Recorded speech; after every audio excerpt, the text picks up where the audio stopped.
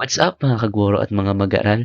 Kumuli ang inyong online teacher, Sir Franco, para sa panghuli nating aralin para sa quarter 3 ng pag-aaral ng kasaysayan at lipunang Pilipino. Ang ating paksa ay tungkol sa ugnayan ng likaskayang pag-unlad at katarungang panlipunan bilang tugon sa hindi pagkakapantay-pantay. Sa buong quarter 3, tinalakay natin ang iba't ibang issue at programang panlipunan na layong tugunan ang hindi pagkakapantay-pantay sa lipunan. Sa huling araling ito, pagsasama-samahin natin ang lahat ng ating napag-aralan upang mas maunawaan ang ugnayan ng likaskayang pag-unlad at katarungang panlipunan. Hindi lang ito pagbabalik-tanaw, kundi isang pagkakataon upang suriin kung paano nagiging konkretong hakbang ang mga konseptong ito sa ating komunidad at bansa. Sa araling ito, bibigyan din natin ang papel ng mamamayan, lalo na ng mga kabataan katulad ninyo, sa panlipunang pagbabago.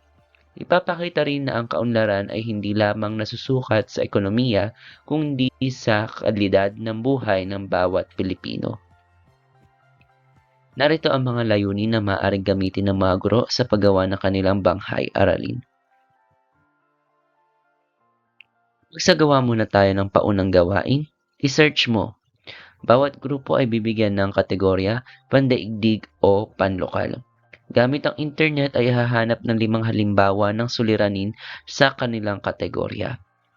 Iuulat ng bawat grupo sa klase gamit ang Manila paper or cartolina o slide presentation.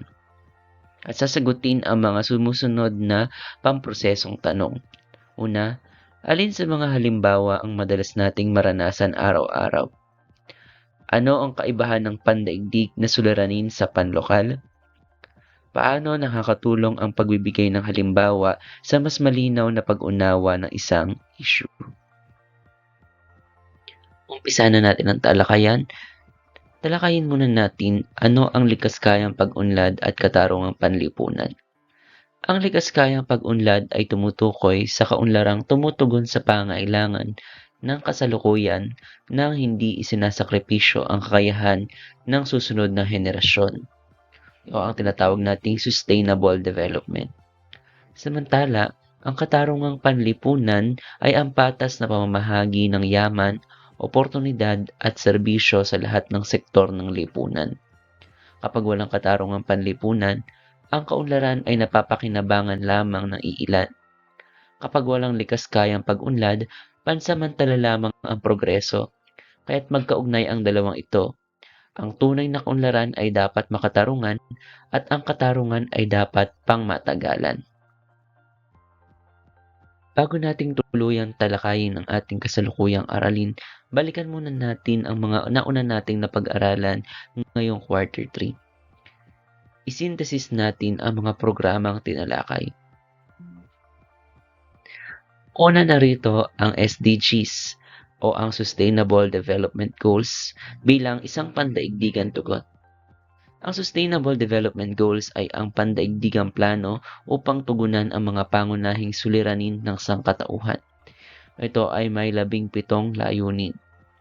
Ito ang nagsisilbing gabay ng maraming bansa, kabilang ang Pilipinas, sa pagbabalangkas ng kanilang mga programa. Ang SDGs ang pundasyon ng mga pambansa at lokal na plano ng kaunlaran. Ipinapakita nito ang lakaskayang pag-unlad ay hindi hiwa-hiwalay na hakbang kundi isang sama-samang layunin. Pangunahing layunin nito na wakasan ang kahirapan at tugunan ang kalusugan, edukasyon, katarungan at klima. Tinalakay rin natin ang PDP o ang Philippine Development Plan, ang BDP, Barangay Development Plan, at SIP o School Improvement Plan, mula bansa hanggang sa ating mga paaralan. Ang Philippine Development Plan ang nagsisilbing pambansang direksyon ng kaunlaran. Mula rito, bumababa ang mga plano hanggang sa barangay sa pamamagitan ng BDP at sa paaralan sa pamamagitan ng SIP. Ipinapakita nito na ang kaunlaran ay hindi lamang responsibilidad ng pambansang pamahalaan, kundi pati ng lokal na pamahalaan at institusyon ng edukasyon. Sa ganitong paraan, mas nagiging inklusibo at makahulugan ang mga programa.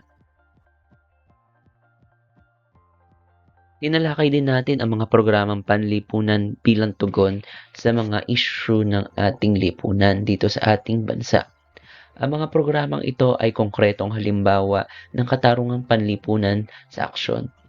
Ang UHC o Universal Healthcare ay tumutugon sa karapatang pangkalusugan, ang libreng edukasyon sa karapatang matuto na dulot ng Free Tertiary Education Act, ang libreng pabahay sa karapatang magkaroon ng ligtas na tahanan sa mga programang pabahay katulad ng 4PH, at ang 4Ps sa agarang pangangailangan ng mahihirap na pamilya. Sa kabuuan, layo ng mga programang ito na putulin ang siklo ng kahirapan at hindi pagkakapantay-pantay. Ngayon, ano ang mga pagkilos at pananagutan o ang mga tugon sa hindi pagkakapantay-pantay? Una ay ang pagkilala sa mga suliraning pandaigdig at panlokal. Kailangan nating kilalanin at alamin ang mga suliraning nararanasan sa pandaigdig at panlokal. Ang mga suliraning ito ay hindi lamang nararanasan sa Pilipinas kundi sa buong mundo, katulad ng kahirapan, kawalan ng akses sa edukasyon, problema sa kalusugan, kawalan ng disenteng pabahay, at hindi pantay na oportunidad. Gayunpaman, may sariling anyo at lalim ang problemang ito sa bawat komunidad. Halimbawa, ang kahirapan ay maaaring makita sa kakulangan ng trabaho, mababang sahod, o kawalan ng serbisyong panlipunan. Ang mga problemang ito ang dahilan kung bakit kinakailangan ang mga programang panlipunan ng pamahalaan. Sa pamamagitan ng pagkilala sa mga suliraning ito, mas nagiging malinaw kung bakit mahalaga ang sama-samang pagkilos ng pamahalaan at mamamayan. Ang unang hakbang sa likas-kayang pag-unlad ay ang pagkilala sa mga suliraning kinakaharap ng lipunan, lokal man o pandaigdig. Ang mga problemang tulad ng kahirapan, kakulangan sa edukasyon, at mahinang serbisyong pangkalusugan ay magkakaugnay at hindi hiwa-hiwalay. Sa pandaigdigang antas, ito ang tinutugunan ng SDGs.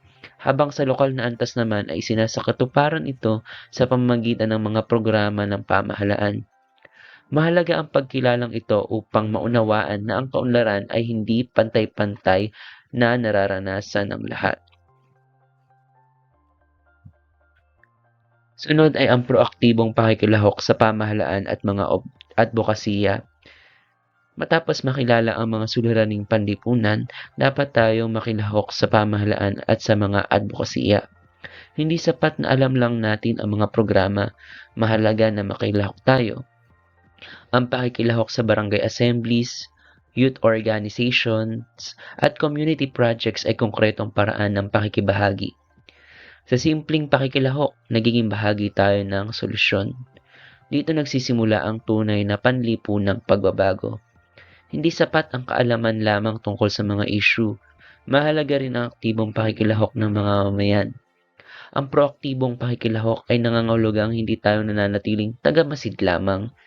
Sa pamamagitan ng mga barangay assemblies, youth councils at community programs, nagiging bahagi tayo ng solusyon.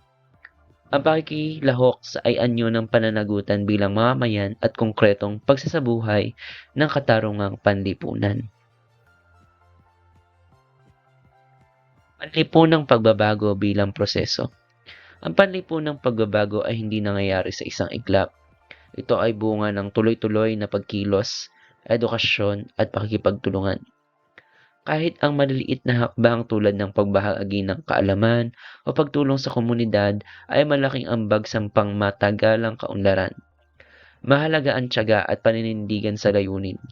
Mahalagang maunawaan na ang panlipunang pagbabago ay hindi biglaang nangyayari. Isa itong mahabang proseso na nangangailangan ng pagtitiyaga, pakikipagtulungan, at patuloy na pagkilos. Gayunpaman, hindi nangangahulugang walang halaga ang maliit na hakbang. Sa katunayan, ang maliliit na gawa ay nagiging pundasyon ng mas malalaking pagbabago sa hinaharap. Talakayin naman natin yan ang mga isyong global at lokal gamit ang mga programa ng likas-kayang pag-unlad. Ang mga isyong pandaigdig. Sa pandaigdigang antas, kinakaharap ng mundo ang malalaking hamon tulad ng kahirapan, climate change at hindi pantay na pag-unlad. Ito ang dahilan kung bakit binuo ang SDGs ng United Nations. Layunin ng mga Sustainable Development Goals na pag-isahin ang mga bansa upang sabay-sabay na tugunan ang mga suliraning ito. Ipinapakita nito na ang likas kayang pag-unlad ay isang pandaigdigang pananagutan. Ano naman ang mga isyong panlokal sa Pilipinas? Sa lokal na konteksto ng Pilipinas, makikita ang mga issue sa kawalan ng disenteng trabaho, kakulangan sa pabahay, at limitadong akses sa edukasyon at kalusugan. Ang mga programang tulad ng 4Ps, UHC at programang pabahay ay tugon ng pamahalaan sa mga suliraning ito. Ipinapakita nito na ang pandaigdigang layunin ay isinalin sa konkretong aksyon sa lokal na antas. Ano ang ugnayan ng global at lokal na mga issue? Ang mga pandaigdigang layunin ay hindi natanatili sa papel lamang. Sa Pilipinas, isinasalin ito sa Philippine Development Plan at mga lokal na programa. Ipinapakita nito na magkakaugnay ang global at lokal na pagsisikap para sa kaunlaran. Ano ang mga gawain sa likas kayang pag-unlad bilang katarungang panlipunan? Ang likas kayang pag-unlad bilang katarungan. Ang likas kayang pag-unlad ay isang anyo ng katarungang panlipunan dahil layo nitong tiyakin na walang naiiwan. Kapag ang edukasyon, kalusugan at pabahay ay naibibigay sa lahat, isinasabuhay ang katarungang panlipunan sa ating bansa. Ang mga programang panlipunan bilang halimbawa, ang mga programang panlipunan ay patunay na ang katarungang panlipunan ay maaaring maisakatuparan sa pamamagitan ng likas kayang pag-unlad. Ang mga ito, UHC, libreng edukasyon, 4Ps ay hindi lamang tulong kundi pamumuhunan sa kakayahan ng mamamayan. Mga konkretong proyekto para sa panlipunang pagbabago. Mga proyektong pangkomunidad katulad ng community health programs, feeding programs o kaya naman ay clean up drives. Ang mga proyektong pangkomunidad ay konkretong halimbawa ng likas kayang pag-unlad sa simpleng gawaing pangkalusugan at pangkalikasan na ipapakita ang malasakit sa kapwa at sa hinaharap. Ano ang papel ng kabataan katulad mo at ng mga mamamayan? Malaki ang papel ng kabataan sa pagsusulong ng panlipunang pagbabago. Sa pamamagitan ng volunteerismo at pakikilahok sa mga proyekto, nagiging aktibong bahagi sila ng kaunlaran. Paano maisa sa katuparan ang mga programa na makakatulong sa ating lipunan? Maaaring gumawa ng action plan bilang simula. Ang action plan na gagawin ng mga mag-aaral o ng mga namumuno sa komunidad at mga lider ng ating bansa ay patunay na ang panlipunang pagbabago ay maaaring magsimula sa maliit. Sa pag-isip at paggawa ng konkretong hakbang, nagiging makabuluhan ang kaalaman at nagiging aksyon ang pagkatuto. Matapos ang mahabang talakayan, dumako na tayo sa gawain o pagtataya. Gawain 1, ang aking ambag sa likas kayang pag-unlad. Dito ay bubuo kayo ng action plan batay sa isang suliranin sa inyong komunidad, halimbawa kahirapan, edukasyon, o pabahay. Sa gawaing ito, ilalapat ninyo ang inyong mga natutuhan. Hindi kailangang malaki ang proyekto. Ang mahalaga ay makatotohanan at makabuluhan. Sa pamamagitan ng action plan, ipinapakita ninyo na ang kalaman ay nagiging aksyon. Dito ninyo mapapatunayan na kayo ay hindi lamang tagamasid, kundi aktibong kalahok sa panlipunang pagbabago. Ang action plan ninyo ay dapat maglaman ng mga sumusunod. Una, ang natukoy na suliraning panlipunan.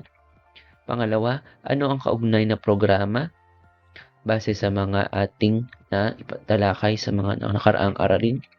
Ano ang inyong layunin? Ano-ano ang mahakbang na gagawin? At ano ang inyong inaasahang pangyayari? Gawain 2, Community SDG Mapping. Ang mga klase ay hatiin sa maliliit na grupo. Ang bawat grupo ay pipili ng isang samahan ng kanilang komunidad, maaaring sa paaralan, maaaring samahang kababaihan, kooperatiba, o faith-based groups. Gagawa kayo ng concept map o poster na naglalarawan kung paano nakakatulong ang samahan sa pag-abot ng mga SDGs. I-share sa klase ang inyong output. Pagkatapos ay sasagutin ang mga gabay na tanong. Ano ang pangunahing advokasya ng samahan? Aling SDG ito tumutugma? Dumako na tayo sa pagtataya. Part A, multiple choices. Piliin ang titik ng tamang sagot. 1. Alin sa mga sumusunod ang pinakamahusay na naglalarawan ng likas-kayang pag-unlad? C. Pag-unlad na sinasaalang-alang ang kasalukuyan at susunod na henerasyon. 2. Bakit mahalaga ang katarungang panlipunan sa likas-kayang pag-unlad? B. Upang maging patas ang pamahagi ng yaman at serbisyo. 3. Alin sa mga sumusunod ang pandaigdigang plano na nagsusulong ng likas-kayang pag-unlad? C. Sustainable Development Goals. 4. Alin sa mga sumusunod ang halimbawa ng programang nagtataguyod ng katarungang panlipunan sa Pilipinas? B. PORPIS. 5. Alin ang nagpapakita na ang panlipunang pagbabago ay isang proseso? C. Tuloy-tuloy at sama-samang pagkilos. Part B. True or false? 6. Ang likas-kayang pag-unlad ay hiwalay sa katarungang panlipunan. Mali. 7. Ang SDGs ay gabay ng Pilipinas sa pagbuo ng PDP. Tama. 8. Ang maliliit na hakbang ng mamamayan ay walang epekto sa panlipunang pagbabago. Mali. 9. Ang UHC at libreng edukasyon ay halimbawa ng konkretong aksyon para sa kaunlaran. Tama. 10. Ang kabataan ay may mahalagang papel sa pagsulong ng likas-kayang pag-unlad. Tama. Huling bahagi, essay. 11. Ipaliwanag kung paano nagtutulungan ang likas-kayang pag-unlad at katarungang panlipunan sa pagtugon sa hindi pagkakapantay-pantay sa lipunan. 12. Bilang isang mag-aaral, paano ka makakatulong sa pagsusulong ng likas-kayang pag-unlad sa iyong komunidad? Magbigay ng konkretong halimbawa. Para sa pagmamarka ng inyong mga sagot, 10 points sa nilalaman at lalim ng paliwanag, 5 points pag-uugnay ng mga konsepto, 5 points kalinawan ng ideya at organisasyon sa kabuuan na 20 puntos.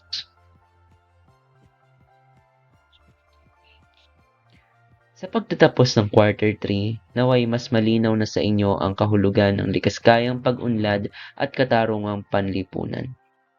Ang mga programang tinalakay natin ay patunay na may mga hakbang na ginagawa upang tugunan ang hindi pagkakapantay-pantay. Ngunit higit sa lahat, ang tunay na pagbabago ay nakasalalay sa ating kamalayan at pagkilos bilang mamamayan. Tunay na kaunlaran ay nagsisimula sa malasakit, katarungan at pagkilos ng bawat mamamayan. Maraming salamat sa bumuo ng pagsulat ng Banghay Aralin kung saan ibinase ang discussion video na ito. Muli, ako ang inyong online teacher, Sir Franco, para sa huling topic natin sa Quarter 3 sa PKLB. Hanggang sa susunod na quarter, maraming salamat sa inyong panonood.